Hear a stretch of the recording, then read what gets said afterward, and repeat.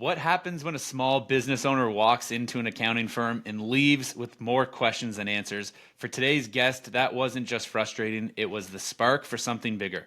He saw the mess under the hood of hundreds of small businesses, disorganized books, reactive advisors, broken systems, and decided to build something better. What started as a bookkeeping solution quickly became one of the most recognized modern accounting firms in the country, with the mission to serve 10,000 businesses and impact 100,000 jobs.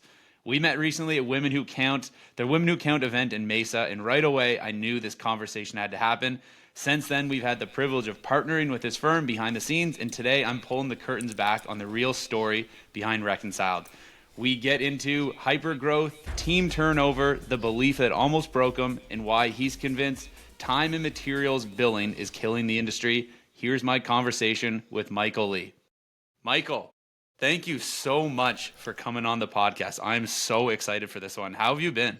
Good, man. Yeah, thanks for having me on and happy holidays. Happy holidays to you as well. So, Michael, it's been a couple weeks. We met in Mesa. You toured me around countless times through Scottsdale and Tempe. Had an absolute blast doing that. You convinced me to come over to Vegas for the Connect conference. Thank you so much for doing that. It was super eye opening, and I mean, I can't wait to get back to Arizona. That's great. Yeah, no, I hope you come back soon. It's a lot of fun. This is my home state where I was born and raised, and whenever I'm here, I love hosting people and showing them around. So I'm glad you took a chance to spend some time with me. A lot of people can't brave that or don't, and then to do that again and to do that in Vegas, that was brave of you. So yeah, thanks for doing that. It was awesome. So let's dive right into it. I want to hear your hot take right away. You've said you strongly disagree with time and materials billing. Let's open there. Why is it broken, and what should replace it? Well, so the concept of time and material billing in of itself assumes that there is a limited value on the time in which you can bill, the value in which you can bill for your time. Then it's a matter of, well, how much do you think you can bill and what do you think it's worth? And then, like any market, the market sets a standard rate. And all of a sudden now you've got this rate that everyone assumes. And I like to make the synonyms to the restaurant industry a lot. So, for example, Chinese restaurants and Japanese restaurants buy from the same suppliers. They literally buy the same ingredients. They're actually owned, most Japanese restaurants in the United States are owned by Chinese people. But all Chinese business restaurant owners know you can charge more money for Japanese food than for Chinese food. And why is that? It's because the market has set a value price on that food. For example, so now there's a rare occasion where instances where you get those more expensive Chinese restaurants, like a Din Tai Fung, something like that. But pretty commonly, most of the Chinese restaurants in your area, the American ones, the Canadian ones, they're cheap Chinese restaurants. You can get a meal for under 15 bucks, under 20 bucks, under 10 bucks. Most Japanese restaurants are not like that. And so they somehow set the value of their food at a higher price. And they're both providing you a delicious meal. They're both filling your belly with food. But one was able to command a higher price than the other. So in regards to time and material building, you're just setting a dollar amount for your time. But who's to say the value that you're giving to the client isn't actually exponentially higher depending on the client you're working with? So that's why I think that value-based billing is much more superior in our industry because you're actually going to be able to charge and be paid the value for the work that you're providing the customer. Love that analogy. And also just so informative. I had no idea that they're buying from the same suppliers, and I actually didn't even think about that now until you brought that up. That yeah, looking at all say going to Japanese restaurants, it is typically billed a lot higher, and both meals are delicious. So I love that analogy. What was the turning point that led you to launch Reconciled? Was there a moment where you said, "This can't wait any longer"? Well, I had been doing fractional CFO work for a number of years when I lived in New England, in Burlington, Vermont. And every time I went to a client, a small business, and then before that, when I was a full-time controller and CFO at different companies, every business I went into, the small business books were usually a mess, and it would usually take a period of time for me to clean them up. I would be spending and charging fractional CFO rates, and and value for that bookkeeping time. And so I kind of felt like this glorified bookkeeper that should be doing more. So I realized, well, there's got to be another way to solve this. And so that's when I just decided to launch Reconciled. This was the summer 2015 when I finally got together with my early co-founder for Reconciled. And we met weekly that summer of 15. And I had just this idea of how could I leverage the services that I thought small businesses needed outside of just me providing those. And that's where the concept of Reconciled was born. Love that. And tell me a little bit about the name. Where did I think the name just works so great for the industry, but like was that something you played around with for a while? How'd you land on Reconciled? Yeah, I wouldn't say there was like a lot of magic around it. We just literally whiteboarded a bunch of different names and then also looked up domain names that were available. At the time, reconciledit.com was the only thing available. I couldn't afford reconciled.com. I think it was like a Orthodox priest or something owned that domain at the time. And I even tried to buy it, but it was just too much money. Even 5 grand was going to be too much for me, right? So I went and got a $10 domain, reconciledit.com and reconciled.it, and ran with that for a number of years. It wasn't until we got recognized by Intuit in 2018 as part of the Firm of the Future global award, that we were recognized as the Firm of the Future for the U.S. And so when that happened, I said, "Hey, look, I don't want to go to the press and globally with Reconciled It. It's just too confusing. People thought we were an IT company because IT or it was at the end. So I went out and spent, I think, the 15 or 20 grand to get reconciled.com, made some Orthodox priests really happy, and got the domain. So that was the kind of the history. So that was back in 2018 when we finally launched and took off the it and just rebranded just to Reconciled. So cool. That pre ChatGPT days to just dump a ton of ideas and keep spitting out company names. So, you went through some major team turnover during a high growth phase. How did that season change the way you lead today? Yeah, so yeah, that's a good question. I really valued myself as a very relational leader and as a leader that led through authenticity and transparency. And there was a period of time between end of 2020 and through the end of 22 where we were growing at a rapid pace. We were doubling revenue, we're growing at least 50, 75% a year. We're just growing, and that was through both organic growth and through acquiring accounting firms that we were doing at the time. And uh, at that time, it was because of that rapid growth, it was really hard to stay in touch with the relational piece of leading like I wanted to. And I really had to shift from being a relationship led leader with everybody on my at the company to really focusing on the leadership team. And at the same time, I also began working on another venture, a software company venture, and that took some distraction away from running Reconcile, took some definitely focus away. So that taught me a lot because it really showed me the limitations of honestly my abilities, especially in leading a company. And I understand why when investors come to evaluate companies, why they really are careful to see if the founders 100% focused on their venture because it takes a lot of time and mental energy. And it was during that time I also learned about my own breaking point, my own personal limit mentally, emotionally, spiritually, physically. And it taught me that one, I'm not invincible, right? No matter how much people said to me about that, or no matter much peers said, or they thought that I was this superhuman that could do everything, that I wasn't, and that I definitely had a limitation, a breaking point, and I had to learn it the hard way. And it was through broken employee relationships. It was through not keeping my eye on the ball like I should have, and it was through honestly falling short or betraying some of the values that I had during that time in running my company.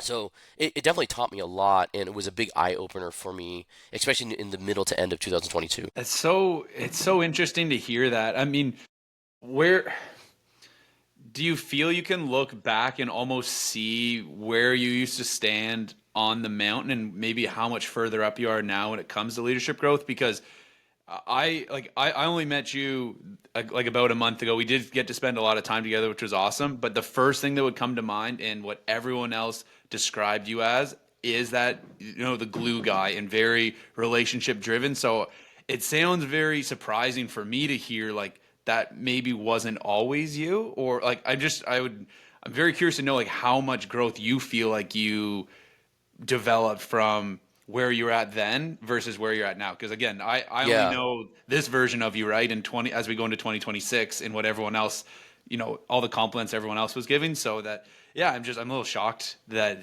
that was even a thing. Yeah, we're our biggest critics, we're our worst critics, and if you were to ask me from 2015, when this was an experiment to the start of this, to now, if I were to look back and go, could I have imagined any set of circumstances to have the company I have today? No, it wasn't in my mind. You hope it is. You hope that what you're going to build is going to become something and is going to be this ongoing entity. But that's a dream, right, at that time. And I could not describe to you then all the different experiences, all the relationships, all the people, all the employees, all the customers, all the opportunities that I've gotten to go through. And I would say, I would say at the time there was probably a lot of very similar descriptions about me, about the being the relational glue or being this very, very, very, very energetic, community-oriented person. But one of the things I hadn't gone through yet, and I felt like I hadn't experienced in my career, was what I would consider significant failure or loss objectively, right? In the sense of when the world would define something as a mistake or a big failure, I felt like I experienced and went through that, and I went through that not not just like materially or above the surface. I went through that internally, and it really hit me, and I felt like I was able to reach over the next couple years after that. I was able to touch what I felt like both spiritual, mental, and emotional bottom, as a human being, and it didn't mean, that was I like, addict out or coked out on the floor, drunk. No, it wasn't like that. It was more, there was definitely, I felt like a loss of something that I thought I had had, whether it was real or not, I thought I had, that was in me and it's gone. And a part of that is I think a big part of that is ego, is that there was this probably borderline confidence, arrogance piece of me that got taken away, frankly. I had to say goodbye to it regardless if I still wanted to keep it or not. It was stripped of me. And that gets quickly stripped of you when the thing that you value the most, which is relationships, when there are relationships that are super important in your life, get completely broken apart. And especially at Reconciled, at my company, where I had relationships and people I poured into, leaders, employees that I really cared for and valued, and I thought cared for me.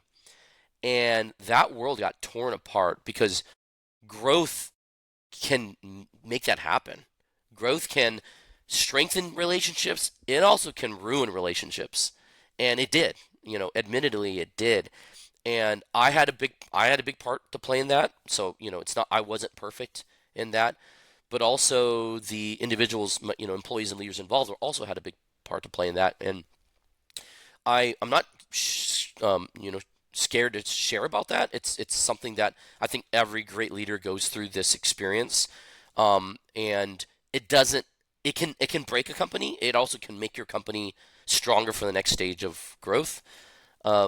And it can break a human being, and also can make you as a human being stronger for your next stage of growth. And so I feel like I've been on this rebuilding phase of my life for the past couple years since then, where I'm really rebuilding who I am, trying to make myself stronger and also really focus on what really matters and is important to me, but also really building the relationships that did stay because those relationships were impacted. The ones that did stay, the ones that nothing happened bad except for the fact that I showed up as a different human being for a period of time. I need now to rework on those and to rebuild those. And in the midst of that, still found myself. What's the one character or one key strength I had is it's still building relationships. And so even in that, even though I messed up, made mistakes, it's still an area of my strength I leverage. Where that's how I met you, right? It's just met you and didn't approach you as, oh, you're a vendor. What can you do for me? It was more like, hey, tell me about yourself. What are you trying to do? I want to get excited about you as a human being. That's what I care about. And hey, if it happens that our businesses can cross paths and do something together, great. But otherwise, I'd like to see how I can connect with you human to human through this. We just had a little hiccup there in the audio. You still with me, Michael? Yeah, I'm still with you. Where did we last stop? I think we're good. It's just a little. It got a little robotic there, just as you Okay, were talking about how we met. But we should. maybe Yeah, we clip it that should out. be Yeah, good. yeah, that's great. Yeah, well, Um, yeah, that's technology, right? that's Yeah, technology, right? We're yeah, testing. So for all the yeah, listeners, we're actually testing on a new platform here today for the recording. So you'll have to let us know how the yeah. audio sounds minus that 10-second clip. Well, yeah, but yeah, I was gonna, I'll repeat what I said was, even in the midst of all of that, what I feel like is a rebuilding phase right now for myself, personally as a human being, and really trying to understand what matters to me, what's important to me. In that, I'm still using the strength of me of community building, relationship building, and that's how I met you. I met you at a dinner, right? And I didn't really care. I mean, it was cool what you did, but that's not why I cared to connect with you. What I cared to connect with was like, who are you as a human being? And like you're in my hometown. I want to show you a good time. I want to be hospitable. That's kind of like how I lead, just as a person, no matter who the person is or what the situation is. And then if it happens that we can benefit each other business wise, that's awesome too. But that doesn't dictate the relationship I want to build with you as a human being. And I think you probably see that, understand that, and I think most of the people that know me understand that as well. Amazing, and I can absolutely confirm again for everyone listening, you showed me an amazing time. And shout out to Scottsdale. I think it's the best place. So yeah, I appreciate you sharing that, Michael. And I'll just add in there that all those setbacks and that makes for a significantly better story, right? Or a better movie. Like no one would go into the theater, watch a movie, and the main character has no setbacks, no hardships, and they're just successful at the end. That would be the worst movie ever. So Yeah, I think it just you just don't hope for the setbacks on people. But yeah, yes. you're right. Like no person becomes great, no character is refined without setbacks. It's a part of life. It's no matter of if it's when. When is the setback going to happen? And everyone's setback is relative in regards to seriousness and impact, and we all get different levels of setbacks in our lives. So I, I don't believe I'm a victim in really a lot of it. I think it's just a part of life. It's just a part of what God has put before me in my life, and it's a part of my journey through all this. I love it. I love it. I appreciate you sharing that.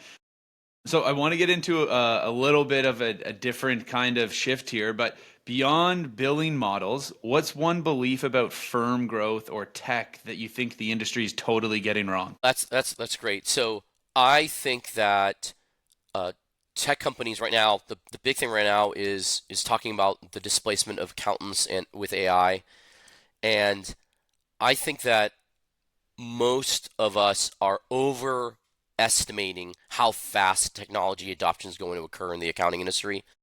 I think we forget how slow accountants and accounting firms are to adopting the newest technology. And that's because you have an industry that's conservative in nature, right? We have it's conservative in nature, and it draws people who generally are more conservative in nature because we are dealing with rules that are fairly black and white on many ways, but also we're dealing with a very important piece of the economy and people's wealth, which is their accounting and their finances. And so, generally speaking, people don't make flippant decisions and quick decisions. And I know this because people are willing to deal with the most non-techie accountant in their life for years, even though everything else in their life is technology. Technology forward. They're shopping on Amazon. They're online banking. They're using Zelle. They're using Venmo. They're doing everything. They don't even have checks anymore. But what are they willing to do? follow and fill out an old school work paper from the accountant, drop off physical forms to an accountant. People are still willing to write checks to their landlord to pay rent. So I'm like, I think people are overestimating the adoption rate in which AI is going to impact. Now, is AI going to have a real impact? Yes. I think we're just overestimating how fast, but we're probably underestimating how big the impact will be when it does hit. When it does hit, it'll be significant. It's just going to take a lot longer time. And I also think we underestimate how slow our U.S. government is going to move, because a lot of the data issues around accounting relate to two things. The IRS has an outdated system, a very outdated one that hasn't been updated, and Lord knows when it will be. We have tax software that still lives in the 1990s, where Windows 95 wants its user interface back. Like, that's what tax software looks like, is 3.1 and Windows 95. That's still, and it's 2025, and I'm not aware of any new UX happening anytime soon. And these tax software platforms dominate the industry. And then lastly, there's no unified API data format for banking. So to download bank and credit card information, very much unlike, we're not like other countries where there's like a unified platform, or there's like 5 banks only in the whole country. We've got thousands and thousands of banks and credit unions and credit card institutions that have to share data, and it's not unified. So that's going to take a while, I think. Now, once it does hit, will the impact be significant? Yes, it will be very significant, I think. But it's going to take time, especially as you move to more complex accounting and accrual-based accounting. It's just going to take a lot of time. Yeah, I think that's so wise of like how, because everyone loves the buzzword AI now. I can't tell you how many calls I get on with people or just speak to me like, yeah, well they got AI. I'm like, okay, that's so broad. And like, what about that is getting you excited? And I'm such a firm believer that regardless how much AI will come and take the jobs of bookkeepers and accountants, it will never replace the relationships that you have with your clients and your vendors and your customers, because AI can't do that. AI is the computer, and it can do a lot of really cool things. It can check for errors and it can make things more efficient, but like it's the human to human contact that I don't know if that will really ever be replaced. I mean, people love connecting with other humans, and Yeah. AI will not replace that. Well, it's still taking a long time for telemedicine to take over, and most people still would rather go to a doctor or nurse practitioner in person and meet with them, even though 99% of the things that are going to happen could occur over teledoc. But what happens is you move to a town and you go find a local doctor, right? You go to an urgent care center, you go somewhere when teledoc is literally practically free for most of us now on our phones. We can get prescribed the medicine through it, and yet most of us don't use it. And so there's something to say about human behavior that we underestimate. But once it does hit, it'll be overwhelming. But it's just going to take a while. It's just going to take a while, and so that's where we have to play in the tension of the in between as a service provider to go, well, where are my clients at? Where are they at?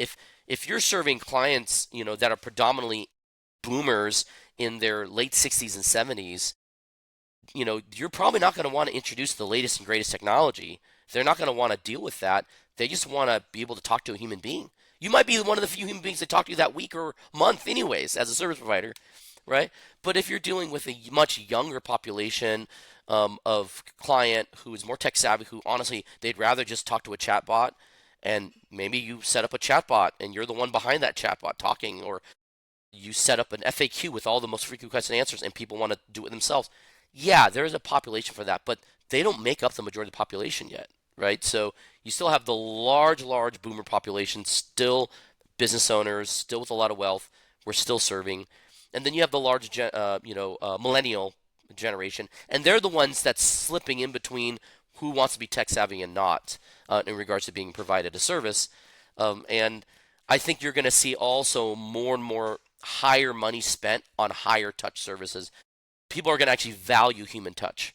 So you're going to pay more so that I can get a one-on-one human-to-human contact. because you're going to be sick of everything else that you have to deal with that's automated. I want to talk to human. Why do you pay for higher price for personal training when you can get a personal training regimen on your phone? You get it because you get the human to human contact. The accountability's right there, and it's a fellow human. You get the look in the eye. That's important to people still. Human behavior still values that. That's such a good analogy with the in-person trainer versus, yeah, you can download, there's a million apps out there. You can get your AI trainer. It's all going to be the same exercise, but yeah, you just have that accountability. People like that human to human aspect. So I'm curious, Michael, you experienced a time where you had a revenue decline. What moved the needle and what are you most proud of from that chapter? Yeah, so the period of revenue decline, the big part of it, a big part of it was culling through customers that were no longer a fit for us, especially ones that we had acquired from the firms we acquired. Most of the firms we acquired, their average monthly revenue, if we were to convert their time and material to average, was significantly lower than ours. Sometimes 50 to 70% lower than ours. So we had to do a intentional job of increasing prices, and by doing that, we definitely culled through customers that were lower paying or really not profitable for us. And then secondly, I think the market shifted a lot during the past couple of years. A lot more competition came into play. It became a lot harder to find enough new clients to replace churn. And so we learned a lot from that. One of the big things I learned is that increasing prices should not be as scary as we think it is. And I just read a stat recently. On average, for every 10% of price increase that you give, you only lose 6 to 7% of your clients. So you get this significant revenue bump. Usually the lowest paying number of clients, that's the percentage you lose, and then your profitability goes up, and you have less clients to worry about. So it seems like a win-win, and the firms that are staying resilient especially have stayed resilient over the past couple years during this kind of post-COVID era, and also are going to stay resilient in the future, are going to be more aggressive with making sure they're priced at the value they're providing in the market, and that they're not too low priced. But unfortunately, there's just too many firms too low priced, and there's accountants willing to do just super low price work at a rate I think that is abysmal. And so the firms that are willing to be resilient and just stay convicted on the value they provide, keep those price increases going, they'll continue to see revenue and profits increase. So I had two questions left, but I got to add in an extra one here to touch on that because I think this is huge for so many people. When do you raise prices? Is it once a year? What percentage should you be looking at raising prices? Because I love that it shouldn't be as scary as it is. And then the last question is, do you raise prices for older clients, or is it only new clients that come in? I would love to hear your take on this. So we raise prices across the board on everybody. So first off, just because a client is legacy doesn't mean they should be able to get, what many firms have, the friends and family, or the early client. And a lot of people think it's because, well, they were loyal to me, started out with me when I was small, or they were this or that. And there's just not many examples where that's just a reality. Also, I love the one where it's like, well, if I give this person a low price, they'll give me a lot of referrals. It never happens. It just never happens. So, because you're not paying them to be your salesperson, that's just the reality. So, um, we raise prices across the board. We do at minimum annually, and definitely review the clients that are pretty much stable companies. We review them annually, and we do pretty consistent price raises every year, usually around 5 to 10%, of price increases. The clients that are big that we know are growing fast, we'll actually evaluate them every 3 to 6 months. So if there's a client that's growing fast that we believe, hey, the scope is probably going to change fairly consistently, let's go ahead and do a 90-day review or every 6-month review. And that means touching base on their contract, touching base on the services we're providing, and then obviously getting a pulse from the customer. How are we doing? Are they really happy with us? Do they find exceeding the value that we're providing that we said we would? So that when we bring the price increase, they would be more than excited, to pay more. And is there more we can do for them? almost every single time that we do a price increase, we do remind customers, here's what we've done, and here's what we'll continue to do, and also here's what we'd like to add if we think the price increases is going to be more than 10%. Here are the additional things we would like to provide you to continue to show value in this I process. like that. I like that. That last piece of here's the extra stuff that we want to add in. So now it's not just an increase in price. There's an increase in value, like you said. What's a quick just like how do you frame that to when you go across the board? Because I'm guessing it's not, hey Bob, things go up 10% next month. All the best. Yeah, no, we tell we remind individuals, hey, the cost of doing business is going up. That the talent that we have, especially the talent we have serving them, has we have to the cost for them increases because we have to give them raises. We want to continue to reward them. But we also want to stay up to date on the latest technology. We want to update their tech stack. So we do all these things that we absorb, and we're basically making sure we keep our prices high enough so that we keep the profitability for the company to continue to run. That's great. I mean, it's that's framed so well, and also it comes back to the most important thing. It's framed to your client's benefit. Why is this even happening? It's not for you guys to line your pockets. It's to keep that level of service that they're accustomed to, and ideally make the service even better. That's what Yeah, I'm hearing. exactly. So two more questions for you, Michael. I know I've taken up a little bit more of your time than originally carved out, but I would love to hear what are you most focused on building next, whether that be inside Reconcile or beyond it. So one of the things I've been working on, and I've been kind of passionate about, is investing in the next generation of firm owners, as well as investing in the next generation of founders building software in our space. There's two areas in which I've focused a lot of time on. Is I actually actively coach new firm owners and firm owners that have stagnant firms or firms that they want transformed. They reach out to me personally. I don't usually market that anywhere. People just reach out to me personally as they get to know me and say, "Hey, I'd love to have a coaching or mentoring relationship with you." And so I put that together for them. And usually you have anywhere from a handful to a dozen clients at a time that I'm coaching one on one. And then on the other side, I'm focused on investing in meeting with founders building in the software space, for our space, for accounting space. So some of them contract me as a consultant to help them with go-to-market and introductions to the right accounting partners. Some of them are raising money and they want an angel investment, and so I do that. Or some of them are trying to raise a bigger round, and I try to help facilitate introductions to other investors as well. And so that's kind of the two sides that I'm heavily focused on. That's so cool. I love that.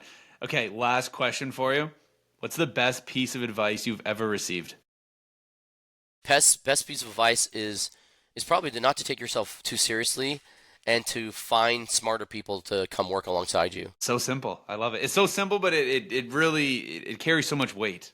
I think too many people they just take everything way too serious. It's like just have fun and it's like everything's gonna be okay. And I don't know. That's what I hear when I hear that from you, and then when I hear other people say that, I'm like, yeah, just have a laugh. It's all good. Exactly. Yeah. No. Yeah. I mean, it's about fun, right? Ultimately, is we want to have fun, and that's why I'm in it. Otherwise, I'd be doing something else. So, yeah. And you like to have fun. I've got to be able to witness that firsthand, experience that with you. So, Michael, thank you so much for coming on. You shared so much knowledge. It's been an absolute pleasure getting to know you.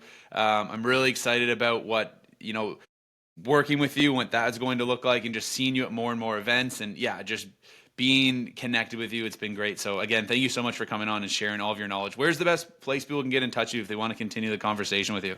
LinkedIn's probably the easiest. Just go to linkedin.com and look for Michael Lee. I have a little fire emoji in front of my name that helps people find me easily. So look me up, and I'm willing to connect and chat. Awesome. Love it. Thank you so much, Michael. Thanks, James. Thanks for tuning in to this episode of CFO Chronicles, the secrets behind success. I hope you found value in today's conversation. As we wrap up, I'd love for you to do two things. First, make sure to subscribe to this podcast so you don't miss any future episodes. If you enjoyed today's discussion, please rate and review the show. It helps others discover the insights we share here. Second, if you're ready to take your business to the next level and attract the high-end clients you deserve, head over to accountingleadsnow.com or click the link in the show notes to book your strategy call. It's time to position yourself as the advisor your clients need. And don't forget, you can connect with me on LinkedIn to stay up to date on what's happening in the world of accounting and financial growth. We've got exciting topics coming up, so stay tuned for the next episode of CFO Chronicles. Until then, keep pushing forward. Your growth is just one strategic move away. Thanks for listening to CFO Chronicles, the secrets behind success. We hope today's episode provided valuable strategies to help you attract more high-paying clients. Be sure to subscribe, follow, and share with fellow professionals. Connect with us on LinkedIn and leave a review or comment to join the conversation. Your feedback helps us bring you the best insights in finance and marketing. Until next time, keep striving for success and unlocking your business's potential.